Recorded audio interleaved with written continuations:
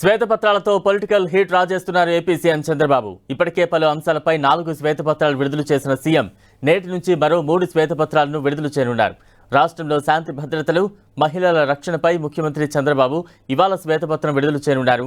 మధ్యాహ్నం 3 గంటలకు రాష్ట్ర సచివాలయంలో శ్వేతపత్రం విడుదల చేయాలని ప్రభుత్వం నిర్ణయించింది. గడిచిన 5 ఏళ్లలో శాంతి భద్రతల పరంగా రాష్ట్రంలో వ్యవహరించిన తీరు, అక్రమ కేసులు, నిర్బంధకాండ, ప్రతిపక్షాల అణచివేత, పౌరులపై నమోదైన కేసుల అంశాలను వెల్లడించే అవకాశం ఉంది. భావ ప్రకటన స్వేచ్ఛను అడ్డుకునేలా గత పాలకులు వ్యవహరించిన తీరు, సాధారణ పౌరులపైన కేసులు నమోదు చేసిన వ్యవహారం, ఎస్సీలపై దాడులు, హత్య కేసులు తదితర అంశాలను ప్రస్తావించే అవకాశం ఉంది. అమరావతి రైతుల ఉద్యమాన్ని అణిచివేసేలా అప్పట్లో వైసీపీ ప్రభుత్వం వ్యవహరించిన తీరు, డాక్టర్ సుధాకర్, దళితుడైన డ్రైవర్ సుబ్రహ్మణ్యం కోడికత్తి కేసు వ్యవహారంలో గత ప్రభుత్వ వైఖరి, వివేక హత్య కేసులో కేంద్ర దర్యాప్తు సంస్థకు రాష్ట్ర ప్రభుత్వం సహకరించకపోవడం వంటి అంశాలను శ్వేతపత్రంలో ప్రస్తావించనున్నారు.